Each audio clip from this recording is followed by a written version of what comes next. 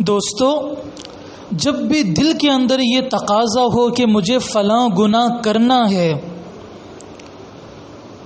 جب بھی دل کے اندر یہ تقاضا ہو کہ مجھے فلاں گناہ کرنا ہے، تو اس وقت ہمت کر کے کچھ سوال اپنے نفس سے کرے، اس لیے کہ یہ نفس خود ابھارتا ہے گناہ کرنے کے لیے، تو ہم کچھ سوالات اپنے نفس سے کریں۔ جیسے پہلا سوال یہ کرے، اے ظالم نفس، تجھے تو اس گناہ میں مزہ آئے گا، جو تو گناہ مجھ سے کروانا چاہتا ہے اس گناہ میں تجھے بالیقین مزہ آئے گا۔ تو نفس کہے گا کہ خوب مزہ آئے گا۔ تو دوسرا سوال یہ کرو، ارے ظالم نفس، کیا اللہ تعالیٰ بھی خوش ہوں گے یا صرف تو ہی خوش ہوگا؟ بتا، اللہ تعالیٰ آسمان پر خوش ہوں گے یا ناراض؟ میری خوشی بہتر ہے یا ربا کی خوشی؟ میرا دوست تو اللہ تعالیٰ ہے۔ جب آپ یہ سوال اپنے نفس سے کریں گے تو یہی نفس کہے گا کہ ہم تو خوش ہوں گے مگر اللہ تعالیٰ ناراض ضرور ہوں گے۔ پھر تیسرا سوال یہ کریں، اے ظالم نفس، یہ بتا کہ مجھ پر تیرا حق زیادہ ہے یا پھر مجھ پر میرے اللہ تعالیٰ کا حق زیادہ ہے، جس نے مجھے اس دنیا کے اندر پیدا کیا، کھانے کے لیے غذا دی، پہننے کے لیے کپڑے دیے، دیکھنے کے لیے آنکھ دیے، سننے کے لیے کان دیے۔ احسانات تو اللہ تعالیٰ کے زیادہ ہیں، تو میرا زیادہ محسن ہے یا میرا اللہ میرا محسن ہے؟ تو میرا دوست ہے یا پھر اللہ میرا دوست ہے؟ تو نفس خود جواب دے گا کہ اے انسان، تجھ پر مجھ سے زیادہ تیرے خالق اور مالک کے احسانات ہیں۔ اب دیکھیں، آپ نے اپنے نفس سے 3 سوالات کیے اور اس ظالم نفس نے تینوں کے تینوں جوابات صحیح دیے۔ گناہ میں مزہ آئے گا تو نفس نے کہا ہاں گناہ میں مزہ آئے گا۔ آپ نے پوچھا اللہ تعالیٰ خوش ہوں گے یا تو خوش ہوگا؟ وہ کہے گا کہ اللہ تعالیٰ ناراض ضرور ہوں گے، میں خوش ضرور ہوں گا۔ پھر آپ نے یہ بھی سوال کیا کہ مجھ پر تیرا حق زیادہ ہے یا نفس کا حق زیادہ ہے؟ تو نفس یہ بھی صحیح جواب دے گا کہ تجھ پر اللہ تعالیٰ کا حق زیادہ ہے۔ تو دوستو، اس مختصر مکالمے کے اندر آپ یہ اندازہ لگائیں کہ نفس کو بھی یہ معلوم ہے کہ حقیقت میں انسان کی اپنی زندگی اللہ رب العزت پر فدا ہو۔ جب نفس نے آپ کو صحیح جواب دے دیے تو فوراً اس وقت آپ کو 5 کام کرنے ہیں۔ گرچہ وہ کام کرنے میں چند چیزیں آگے پیچھے ہو جائیں، لیکن اب آپ کے سامنے اپنی نفس کی حقیقت کھل گئی۔ آپ کے سامنے اپنے نفس کی حقیقت کھل گئی۔ اب اپنے نفس نے جو اپنے اندر، ہمارے اندر گناہ کرنے کا تقاضا پیدا کیا، جو گناہ کا تقاضا ہمیں اپنی زندگی میں ابھرتا ہوا نظر آ رہا ہے، اب اسے پست کرنے کے لیے اور گناہوں سے بچنے کے لیے مشائخ کی روشن تعلیمات کو سامنے رکھ کر 5 نسخے بتلائے جاتے ہیں۔ اگر ان 5 نسخوں پر اخلاص اور للہیت کی بنیاد پر درد دل کے ساتھ عمل کر لیا جائے تو بالیقین گناہوں سے بچنا اللہ تبارک و تعالیٰ کے فضل سے آسان ہو جائے گا۔ حدیث پاک کے اندر ایک دعا ملتی ہے، بڑی عجیب دعا ہے۔ آپ نے وہ دعا سنی ہوں گی۔ عام طور پر ہم جب جماعت میں جاتے ہیں، مشوروں کے لیے بیٹھتے ہیں، تو اس وقت یہ دعا پڑھی جاتی ہے، اللہم الہمنی رشدی وأعذنی من شر نفسی۔ سب سے پہلا کام یہ کرنا ہے کہ یہ جو دعا ہے اس دعا کو ہمیں پڑھ لینا ہے اس وقت جب ہمارا دل، ہمارا نفس ہمیں گناہ پر ابھارے، گناہ کا تقاضا ہمارے اندر پیدا کرے۔ جو میں نے آپ کے سامنے دعا پڑھ کر سنائی، اے اللہ ہدایت کی باتوں کو میرے دل میں ڈالتے آپ ہیں۔ اے اللہ دل میں تو بات آ گئی کہ یہ گناہ ہے، مگر اے اللہ میرے نفس کے شر سے مجھے بچاتے رہیں۔ وَأَعِذْنِي مِن شَرِّ نَفْسِي، اللہ مجھے اتنا تو پتہ چل گیا کہ یہ نفس مجھے آپ کے نظروں سے گرانا چاہتا ہے، اللہ فرشتوں کے نظروں سے گرانا چاہتا ہے۔ اللہ میں درد دل سے آپ کے سامنے یہ دعا کرتا ہوں، وَأَعِذْنِي مِن شَرِّ نَفْسِي، اے اللہ پیارے اللہ میرے نفس کے شر سے مجھے بچا لیجئے۔ جب ہم درد دل سے اللہ تعالیٰ سے دعا مانگیں گے نا تو بالیقین یہ نفس پست ہو جائے گا، اللہ تعالیٰ کا فضل غالب آ جائے گا اور یہ نفس مغلوب ہو جائے گا۔ تو یہ دعا یاد کر لیں، اللہم الہمنی رشدی واعذنی من شر نفسی۔ جب بھی گناہ کا تقاضا دل کے اندر پیدا ہو جائے فوراً اللہ تعالیٰ سے یہ دعا مانگ لے، اے اللہ مجھے میرے نفس کے شر سے محفوظ فرما۔ ایک اور دعا احادیث پاک کے اندر ملتی ہے، یہ دعا تو اکثروں کو 99% لوگوں کو یہ دعا یاد ہے، لا حول ولا قوت الا باللہ، لا حول ولا قوت الا باللہ۔ یہ دوسرا کام ہے جو ہمیں ہر نماز کے بعد 7 مرتبہ پڑھنا ہے۔ ہر نماز کے بعد 7 مرتبہ لا حول ولا قوت الا باللہ پڑھنا ہے۔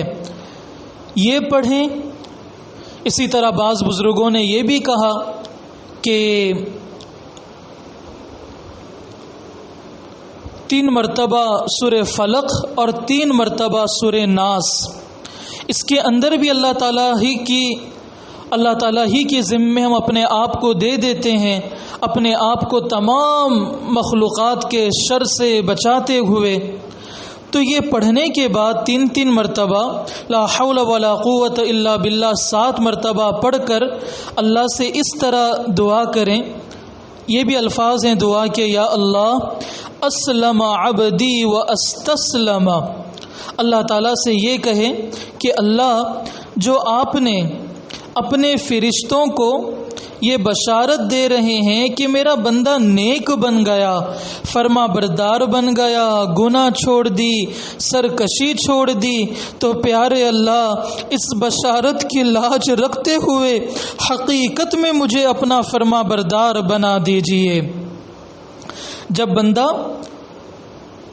توبہ کرتا ہے، گناہوں سے بچنے کی کوشش کرتا ہے، تو اللہ تعالیٰ فرشتوں کے ذریعے سے بندے کو بشارت دیتے ہیں کہ میرا بندہ میرا فرما بردار بن گیا۔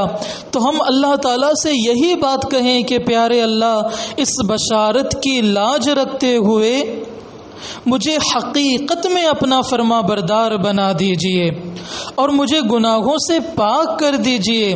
پیارے اللہ ہمیں نافرمانی چھوڑنے کی توفیق دے دیجئے اور ہمیں توفیق دے دیجئے اس بات کی کہ ہم اپنا ہر کام آپ کے سپرد کریں۔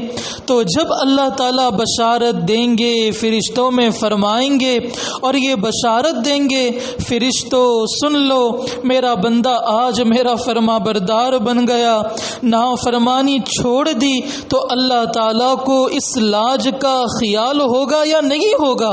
بتائیں، ضرور ہوگا۔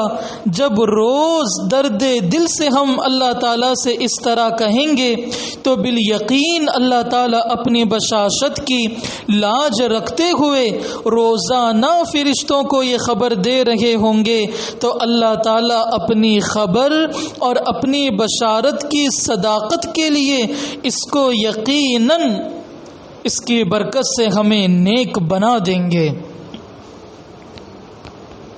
گناہوں سے بچنے کی ہمت عطا فرمائیں گے اور گناہوں کو ہم سے دور بھگا دیں گے۔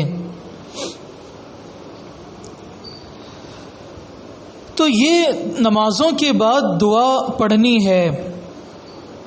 اسی طرح جو اوپر سب سے پہلی یہ بات کہی گئی، اللہم الہمنی رشدی وعیذنی من شر نفسی، یہ دعا کا اہتمام ہو۔ اسی طرح دوستو، صبح و شام گناہوں سے بچنے کی نیت سے جو ہم صبح و شام کی دعائیں پڑھتے ہیں، اس میں مزید 3 مرتبہ سورہ اخلاص، 3 مرتبہ سورہ فلق، 3 مرتبہ سورہ ناس پڑھ لیں۔ اب دیکھیں، حدیث پاک کے اندر آتا ہے، خلاصہ مفہوم جس کا یہ ہے کہ جو بندہ صبح و شام 3 دفعہ اخلاص، فلق، ناس پڑھتا ہے، یہ تینوں صورتیں اس کے لیے کافی ہو جاتی ہیں۔ جب ہم اپنے آپ کو گناہوں سے بچانے کی نیت سے، نفس و شیطان کے مکر و فریب سے بچنے کی نیت سے اس دعا کو پڑھیں گے تو بالیقین ان صورتوں کے پڑھنے کی بنیاد پر گناہوں سے بچنا آسان ہوگا۔ تیسری چیز، وقت نکال کر موت کا مراقبہ کریں۔ موت کا مراقبہ گرچہ ایک دل پر تکلیف پہنچاتی ہے، لیکن بالیقین گناہوں سے بچنے کی صلاحیت بھی انسان اپنے دل کے اندر پیدا کر لیتا ہے۔ یہ سوچیں میں دنیا سے چلا گیا، میں دنیا سے مر گیا، ختم ہو گیا، اللہ تعالیٰ کے سامنے حاضر ہوں، ایک طرف جہنم میرے سامنے ہے اور اللہ تعالیٰ غصے میں مجھ سے فرما رہے ہیں اس ظالم کو دوزخ میں منہ کے بل گھسیٹ کر جہنم میں پھینک دو، اس نے بد نظری کی تھی، گناہ کیا تھا، فلاں گناہ کیا تھا۔ اس طرح ہم سوچیں،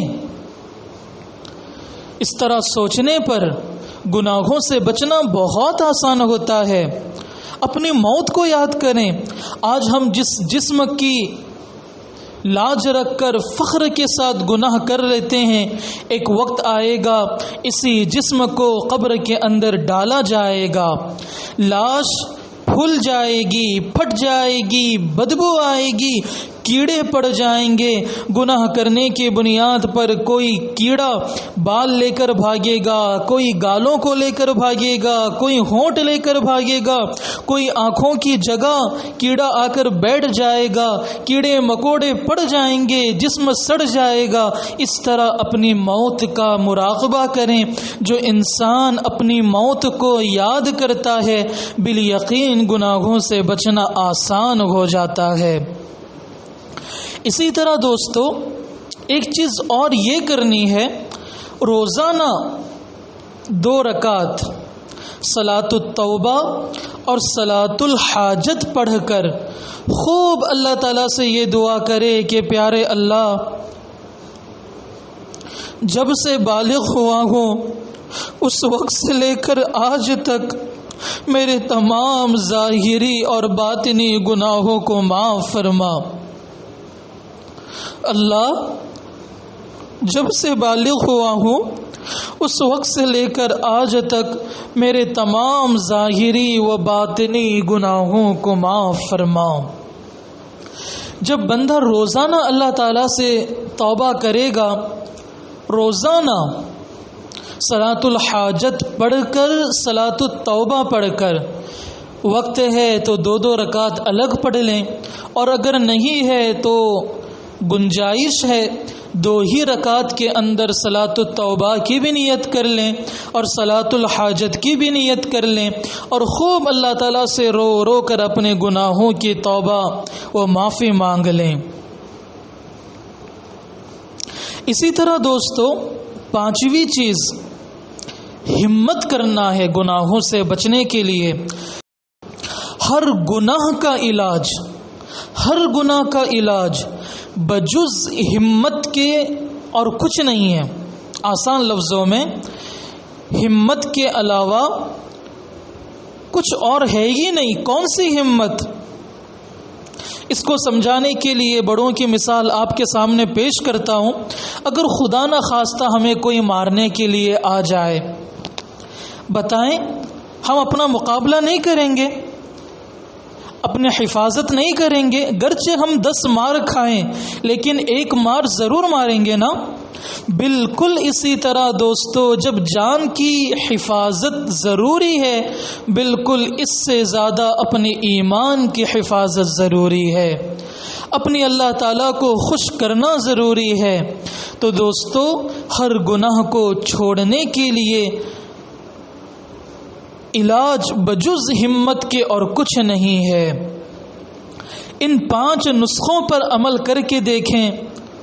بالیقین مشائخ کا جملہ بڑی ہمت کے ساتھ پیش کر رہا ہوں۔ ان 5 نسخوں پر عمل کریں، دیکھو 100 برس کے گناہوں کا کوڑ بھی اچھا ہو جائے گا یا نہیں۔ ہمارے بزرگوں میں خواجہ عبید اللہ احرار رحمۃ اللہ علیہ کا بڑا عجیب ملفوظ ملتا ہے۔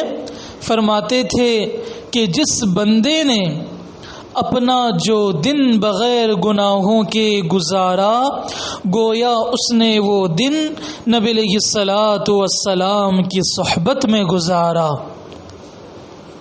تو گناہوں سے بچنے کی بھرپور کوشش کریں۔ اللہ تعالیٰ سے دعا ہے جو کچھ کہا گیا سنا گیا، اللہ تعالیٰ ہمیں عمل کی توفیق عطا فرمائے، اور اللہ تعالیٰ تا موت گناہوں سے بچنے کی توفیق عطا فرمائے، فتنوں سے محفوظ فرمائے، گناہ اور اسباب گناہ سے محفوظ فرمائے، اور تا موت مجھ گنہگار کو، بیان میں شرکت لوگوں کو، دنیا میں بسنے والے ایک ایک مسلمان فرد کو اس زمانے کی تمام شرور و فتن سے بچا کر اپنی مرضیات کے مطابق زندگی گزارنے کی توفیق عطا فرمائے۔ وآخر دعوانا ان الحمد للہ رب العالمین۔